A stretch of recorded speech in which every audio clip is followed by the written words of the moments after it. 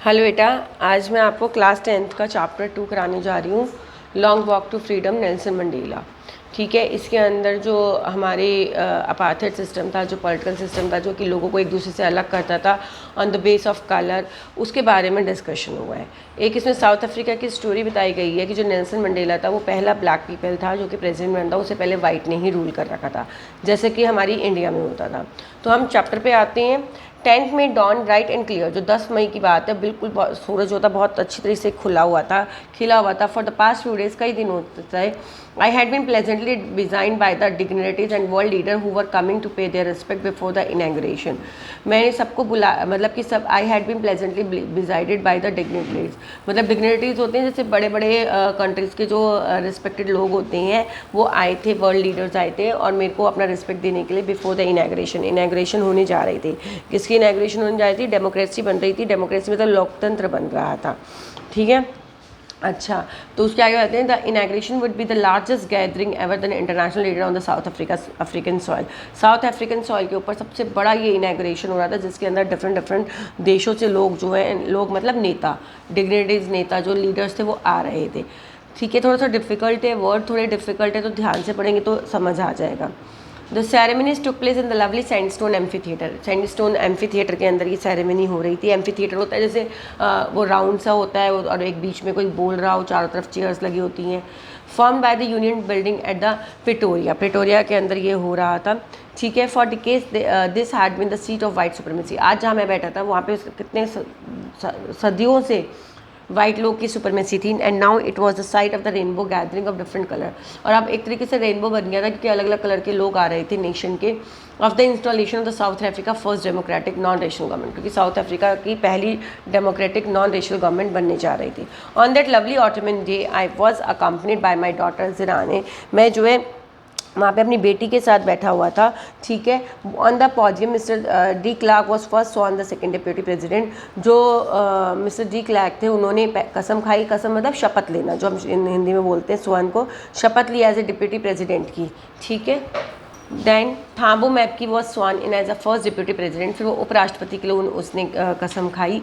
When it was my turn, अब मेरी turn आई, I pledge to obey and uphold the constitution. मैंने कसम खाई कि मैं जो है ओबे करूँगा, यानी रूल फॉलो करूँगा, किसके? कॉन्स्टिट्यूशन के। And to devote myself to the wellbeing of the republic, और मैं यहाँ के लोगों के लिए वेलबिंग के लिए काम करूँगा और यहाँ की रिपब्लिक के लिए। टू द असेंबल गेस्ट, जो वहाँ पे गेस्ट कलेक्टेड थे वो मुझे देख रहे थे, and I said today all of us do by our presence here confer glory and hope to newborn liberty. कि आज हम सब जो यहाँ करने आए हैं, एक तरीके से मैं एक शान और एक आशा की किरण देना चाहता हूँ टू न्यू बॉर्न लिबर्टी की, जो लिबर्टी का भी अभी जन्म हुआ है। लिबर्टी मतलब स्वतंत्रता। Out of the experience of an extra ordinary human disaster, हमने एक ह्यूमन डिजास्टर फेस करा है। ह्यूमन डिजास्टर यानी कि लोगों को जो भेदभाव सहन करना पड़ा, उनसे उनका वो अपने जो है स्किल्स को बाहर नहीं ला पाए, या उन्हें अपनी ज़िंदगी जीने का अधिकार उनसे छीन लिया गया। बहुत लंबे समय तक ऐसा हुआ। Must be born a society of which all humanity will be proud. हम एक ऐसी सोसाइटी बनाएंगे जिसके ऊपर जो है सारे लोग प्राउड करेंगे। We who all are outlaws, जो हमें इलीगली हम लोगों को बाहर कर दिया गया था, have today been given the rare privilege to be the host to the nation of the world on our own soil. आज हम अपनी मिट्टी के ऊपर अपने देश के बारे में बात करेंगे, अपने देश के बारे में बात करेंगे, और हमें वो सब प्रिविलेजेस नहीं दिए जाएंगे। We thank all of our distinguished international guest. आज में जितने भी यहाँ पे गेस्ट आए हैं, मैं उनको थैंक यू बोलना चाहता हूँ कि वो हमारे इस ओकेजन में आए। Take the position with the people of our country of what is after all a common victory for justice. ये एक जस्टिस हुआ है, किसके साथ हुआ है? पीस के लिए, मानवता के साथ ये जो जस्टिस हुआ है।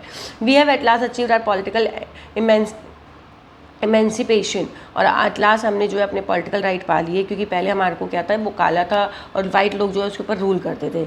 We pledge ourselves to liberate all our people. आज मैं कसम खाता हूँ कि अपने सारे लोगों को लिबरेट करूँगा from the continuing bondage of poverty, क्योंकि वो गरीबी में बंधे हुए हैं, उन्हें डिप्राइव करा जाता है। डिप्राइव मतलब वंचित करा जाता है कि तुम इस रेस्टोरेंट में नहीं जाओगे, उसमें नहीं जाओगे।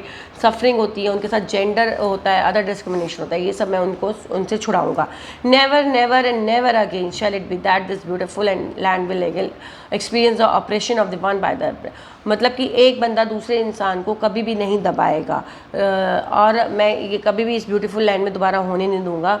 The sun shall never set on the glorious human achievement, जो सूरज है वो कभी भी ऐसे नहीं होगा कि एक ही इंसान के ऊपर चमकेगा, दूसरों पे नहीं चमकेगा।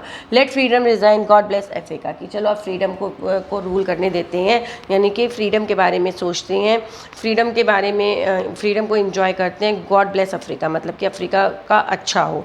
इसका मतलब क्या है कि वो ये कहना चाहता है कि अब जो है ये जो मानवता का सूरज है नेवर सेट, सेट मतलब कभी समाप्त नहीं होगा, हमेशा बढ़ता ही रहेगा। हम जो है हमारे जो ब्लैक पीपल्स हैं उनको पॉवर्टी, डिप्रिवेशन, सफरिंग, जेंडर, ये जो डिस्क्रिमिनेशन, ये सब प्रॉब्लम हुई है, ये सब नहीं होंगी। क्यों? क्योंकि आज जो है ब्लैक एंड वाइट इक्वल हो गई हैं और यहाँ पे आज ये फर्स्ट ब्लैक प्रेसिडेंट बन गया है। ठीक है बेटा, आई होप आपको समझ आया हो। थोड़ा सा चैप्टर डिफ़िकल्ट है, वर्ड डिफ़िकल्ट है, फिर भी मैंने बहुत ईजी समझाने की कोशिश करी है। कोई भी दिक्कत हो तो आप प्लीज़ मुझे कमेंट बॉक्स पे लिखिएगा। आई होप आपको बहुत अच्छा समझ आया। अपने फ्रेंड्स को बताइए, मेरे चैनल को सब्सक्राइब करिए, लाइक करिए, शेयर करिए। Thank you.